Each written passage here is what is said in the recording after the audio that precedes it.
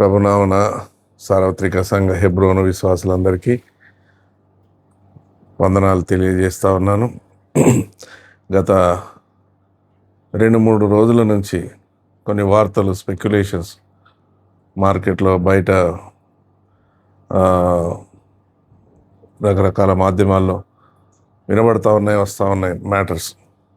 వాటన్నిటి గురించి కొంత క్లారిఫికేషన్ ఇవ్వాలని ఆశపడుతూ మీ ముందుకు వచ్చాను.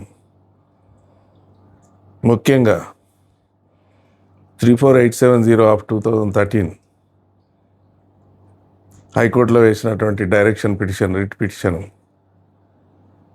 నిన్నటి దినాన డిస్పోజ్ చేయడం జరిగింది. అది డిస్పోజ్ జరుగుతుందనే సంగతి మాకు తెలుసు.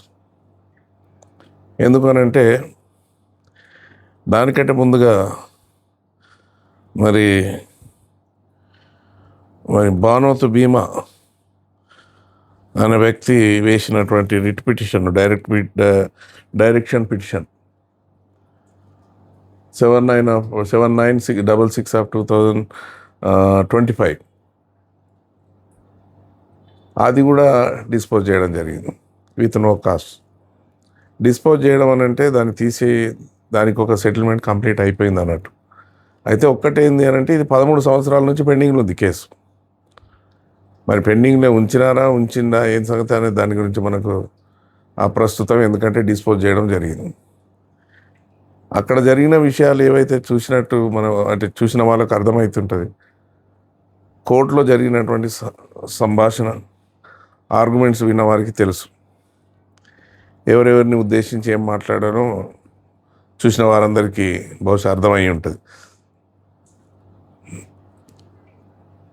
ఆ ఆర్డర్ డిస్పోజ్ అయింది అని తెలిసి కూడా, అంటే డిస్పోజ్ మన ఫేవర్లో కాదు. ఎందుకు అని అంటే ఆల్రెడీ బానోతు భీమా అనే వ్యక్తికి డబ్ల్యూపీలో డైరెక్షన్ పిటిషన్లో కన్సిడరేషన్ ఇచ్చింది. కన్సిడరేషన్ అంటే లాస్ట్ వీడియోలో, నేను గతసారి తీసిన వీడియోలో చెప్పాను. చట్టంలో ఏమైనా అవకాశాలు ఉంటే, లాలో అంటే పరిధిలో, చట్ట పరిధిలో ఏమైనా వెసులుబాటు కలిగితే ఈ వ్యక్తిని క్లియర్ చేయండి, ఈ వ్యక్తి పెట్టుకున్న అప్లికేషన్ క్లియర్ చేయండి. That is called consideration. ఆ కన్సిడరేషన్ కొరకు ఆయనకు ఇచ్చి ఆ రిట్ పిటిషన్ డిస్పోజ్ అయింది. అది ఎప్పుడైంది? దాదాపు 4 నెలల పైన అయింది. దాంట్లో ఏం రాశారు? 4 వారాల లోపల సెటిల్ చేసి ఆయన నోరు మూపిచ్చేయండి అని రాసిండు. 4 వారాలు అయిపోయింది, 4 నెలలు అయిపోయింది.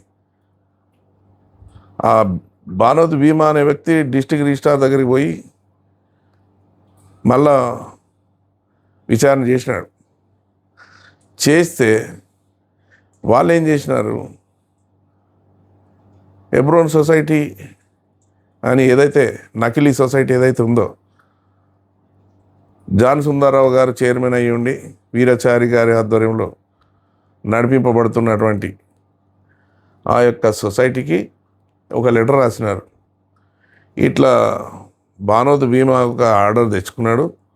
ఆ ఆర్డర్ కన్సిడరేషన్ ఆర్డరు మరి కోర్టు ప్రకారంగా, చట్టం ప్రకారంగా, మేము లా ప్రకారంగా మేము దానికి ఏదో ఒక సొల్యూషన్ చూడాలి, మీరేమంటారు దానికి అని బానోతు భీమా యొక్క లెటర్ను అటాచ్ చేస్తూ వీళ్ళకు ఒక లెటర్ రాశారు. ఆ లెటర్ రాసినప్పుడు మాకు కూడా ఇన్ఫర్మేషన్ వచ్చింది, ఇట్లా లెటర్ పోయింది. వెంటనే మేము కూడా ఒక రిప్రజెంటేషన్ వేసినాం. ఏమని వేసినాం అని అంటే, already there are 101 cases in the civil courts. 100 కొద్ది కేసులు ఉన్నాయి. ఇది సార్ట్అవుట్ చేయడానికి వీల్లేదు. రెండోది, అది నిజానికైతే వాళ్ళకు అధికారం లేదు, డిస్ట్రిక్ట్ రిజిస్ట్రార్కు అధికారం లేదు. ఎప్పుడు అధికారం వస్తుందని అంటే సివిల్ సూట్లో డైరెక్షన్ రావాలి. హైకోర్టులలో రిట్ పిటిషన్లు తెచ్చి డైరెక్షన్ కాదు, సివిల్ సూట్లలో డైరెక్షన్ రావాలి. ఎవరన్నా వేసిండ్రా అట్లా? ఎవరు వేయలేదు. ఏమని వేశారు ఇప్పటి వరకు వేసింది? అంత ఆస్తుల జగడమే. ఇప్పుడు జరుగుతున్న కొట్లాటలన్నీ ఆస్తుల కొట్లాటలు. భానోత్ భీమా ఆస్తి కొరకే కొట్లాడుతుండు. ఇక్కడ వీరాచార్య అనే వ్యక్తి ప్రాపర్టీ కోసమే కొట్లాడుతుండు. అంత ల్యాండ్ గ్రాబర్స్. ఈ ల్యాండ్ గ్రాబింగ్ కోసమే జరుగుతున్న కొట్లాటలు ఇవన్నీ. ఈ యొక్క ల్యాండ్ కబ్జా కోసం ప్రయత్నం చేస్తూ ఇవన్నీ దేవుని బిడ్డలైనటువంటి వారికి, సేవకులైనటువంటి వారికి ఆందోళన కలిగే రీతిగా ప్రవర్తిస్తూ ఉన్నారు. భయభ్రాంతులకు గురి చేస్తూ ఉన్నారు. వారి యొక్క సున్నితమైన సమయాన్ని దేవుని వైపు గడపకుండా సాతాను వీరిద్దరిని ఉపయోగించుకుంటున్నాడు. భానోత్ భీమా అనే వ్యక్తిని, రాగి వీరాచారి అనే వ్యక్తిని. తప్పుడు ప్రాపగండా,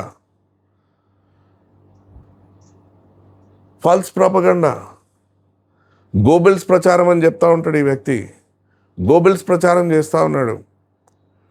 ఏమని ప్రచారం చేస్తున్నాడు? నాకు ఆర్డర్ వచ్చేసింది, ఇప్పుడు అడుగుతున్నా, బైబిల్ పట్టుకొని చెప్పు. ఇక్కడ దాకా వచ్చి చెప్పాల్సిన అవసరం లేదు. బైబిల్ పట్టుకొని చెప్పు. నాకు నేను పెట్టిన పిటిషన్కు డైరెక్షన్ నా సొసైటీని అమెండ్మెంట్ చేయమని నీకు ఇస్తే ఆ కాపీ ఇప్పుడు పెట్టు వాట్సాప్లో. భానోత్ భీమా ఆ వాట్సాప్లో పెట్టు. దేవుని సేవకులను డిస్టర్బ్ చేయకు. వాడేదో చేస్తాడు, వాడు ల్యాండ్ గ్రాబర్. నువ్వు దేవుని సేవకుని అని చెప్పుకుంటున్నావు కదా. వాడు దొంగ, వాడు చెప్తాడు నువ్వు దేవుని సేవకుని అని చెప్పుకుంటున్నావు కదా. వానికి నీకు వ్యత్యాసం ఏముంది? ఇంకా వాడు తప్పుడు ప్రచారమే చేస్తూ ఉన్నాడు. మాకు ఆర్డర్ వచ్చేసింది. నువ్వు తప్పుడు ప్రచారమే చేస్తూ ఉన్నావు. దేవుని బిడ్డల్ని ఏం చేద్దాం అనుకుంటున్నారు? ఎన్ని సంఘాలు, నాకు ఆరోగ్యం బాగలేకుండా నేను వీడియోలో మాట్లాడాల్సి వస్తుంది. ఎన్ని సంఘాలు మీ అబద్ధాలకు బలి అవుతున్నాయి. ఎంతమంది సేవకులు మీ అబద్ధ ప్రచారం మాకు వచ్చేసింది అని చెప్తున్న ప్రచారానికి కల్లకల్లోలం అవుతుంది. మీకు అర్థమవుతుందా? ఇంకా అర్థం కావడం లేదా? వాడు ఒక రకంగా నాశనం చేసిండు ఇప్పటి వరకు, నువ్వు ఒక రకంగా నాశనం చేస్తున్నావు. దేవుని ప్రజలను నాశనం చేస్తే మీకు వచ్చేది ఏంటయ్యా? నీకు ఎట్టి పరిస్థితులు రాదు. భానోత్ భీమా నీకు ఎట్టి పరిస్థితులు రాదు. నీకు రాదు. నీకు సంబంధం లేని విషయం. హెబ్రోన్తో నీకు సంబంధం లేదు. నువ్వు ఇంకా 101 కేసులయ్యి, నీకు రాదు. 100% నాది శాపం కాదు, అది రాదు. ఎందుకనంటే ఎప్పుడైతే 157 OS 157 ఆఫ్ 2025 చేసిండ్రో ఆ రోజే నీ యొక్క స్టోరీకి సమాధి చేయడం జరిగేసింది, అయిపోయింది. Your thoughts, your intention, your ideology, your desires all are buried and that day only. 2025 ఏప్రిల్లో సమాధి చేయబడ్డది. అంతే, ఇంకా రాదిగా. తవ్వినా కొద్ది గబ్బు వాసన వస్తాయి, బొక్కలు వస్తాయి తప్ప, ఎముకలు వెళ్తాయి తప్ప ఏం ఉపయోగం లేదు దాంట్లో. రాదు, సమస్యనే లేదు. నువ్వు ఉత్తగా ప్రచారం చేసుకుంటున్నావు, దొంగ ప్రచారాలు చేసుకుంటున్నావు. ఇంకేమని పెడుతున్నావు? మీకు ఎవరికైనా లెటర్లు కావాలంటే మేమిస్తాం, మేమొచ్చి మాట్లాడతాం. ఏముంది నీ దగ్గర? పంపు, మరొక ఆర్డర్ పంపి నేనే వచ్చి నీ దగ్గర సాగిల పడతా. నేనే వచ్చి పడతా. నీకు ఆర్డర్ వస్తే ఏ పద్ధతిలో వచ్చిందో చూపియు, ఏం ఆర్డర్ వచ్చిందో చూపియు. రాదు నీకు రాదన్న సంగతి మాకు తెలుసు. వానికి కూడా రాదన్న సంగతి మాకు తెలుసు. ఎందుకు ఇంకా ప్రచారం చేస్తూ ఉన్నారు? ఎందుకు ఇంకా దేవుని బిడ్డలను తప్పుడుతో పట్టిస్తూ ఉన్నారు? 15 మంది అట ఈయన కాల్ఫర్ చేసినట. కాల్ఫర్ చేసినందుకు ఏం రాసిండు, నాకు పంపిస్తూ ఉంటారు. నీ చిల్లర పిచ్చి లెక్కలను కొంతమంది నాకు పంపిస్తూ ఉంటారు అన్నా అని నవ్వుకుంటా పెడుతుంటారు.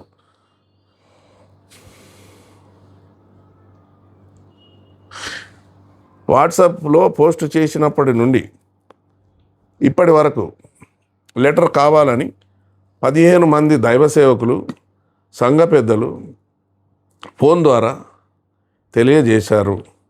మా ఒరిజినల్ బాడీకి వర్సెస్ బెలియాల్ బాడీ. ఏం పెట్టినవరా నాయన పేరు, ఫేక్ బాడీ మధ్య లెటర్ జారీ చేసే పోటీ ఉన్నప్పుడు పోలీస్ డిపార్ట్మెంట్ వాళ్ళు, రెవెన్యూ డిపార్ట్మెంట్ వాళ్ళు ఎవరు అనేది వాళ్ళే తెలుస్తారు. మీ తండ్రుల కొట్లాడినారు మీకు తెలుసనికి? ఇదేమన్నా మీ సొంత జాగల మీకు తెలుసనికి? ఇద్దరు దొంగలు మీ మీద ఇప్పుడు నువ్వు పెట్టిన నువ్వు తప్పుడు ఇంకా నువ్వు ఏమని పెట్టుకున్నావు ఇక్కడ, అదైతే చాలా ఘోరం.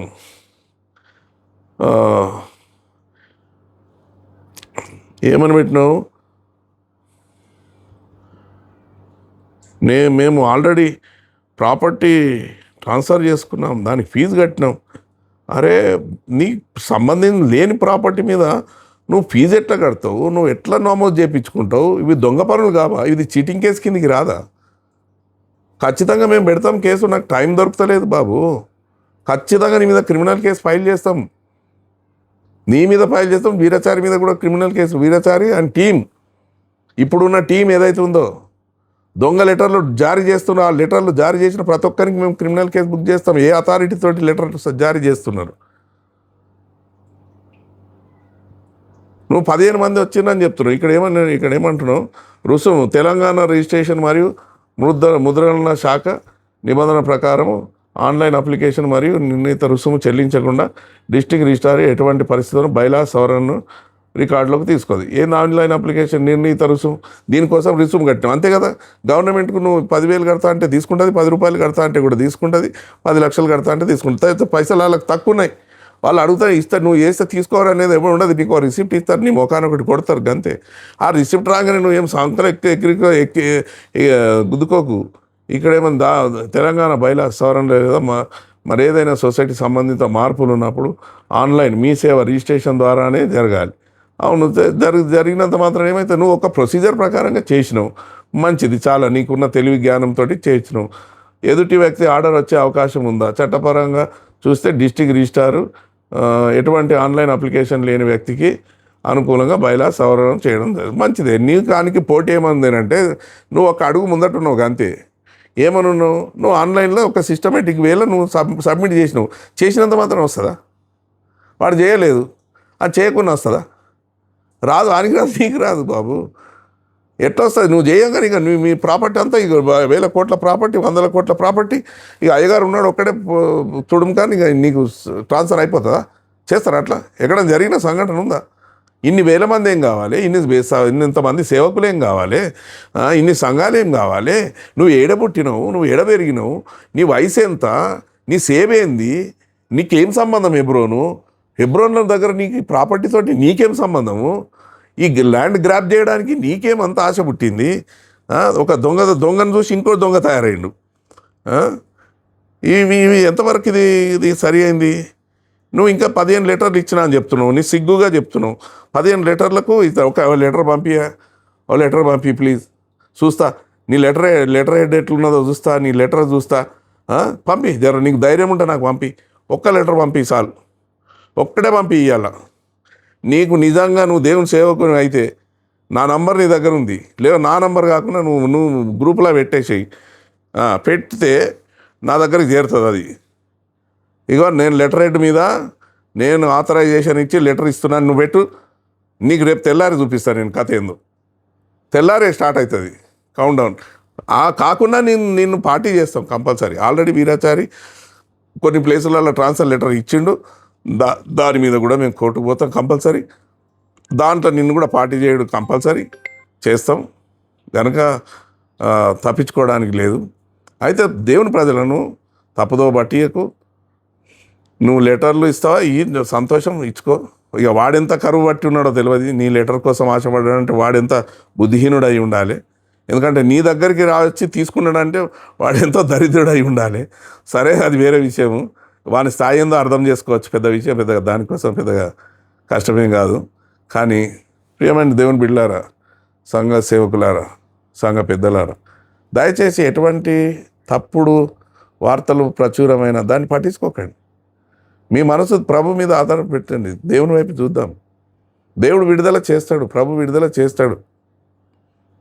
సంతోషకరమైన దినములు మళ్ళీ హెబ్రోన్లో వస్తాయి. ఇట్లాంటి దుర్మార్గుల చేతిలోకి, ఇంత దుష్టత్వం కలిగిన చేతిలోకి దేవుని మందిరాన్ని ఇయ్యడు. కొంత సమయం ఇచ్చిండు అంతే. ఆ కొంత సమయం అయిపోయిన తర్వాత దేవునికి మందిరాన్ని విడుదల చేస్తాడు. ఇశ్రాయేలును కూడా ఎన్నోసార్లు బాధించిండు దేవుడు. వారి బుద్ధి వచ్చిన తర్వాత దేవుడు వారిని విడుదల చేసిండు. అయితే మనకు సమస్య ఏంటి అంటే, మన దగ్గర ఉన్న సమస్య ఏంటంటే 10 రకాలుగా మనమే మాట్లాడుకుంటున్నాం.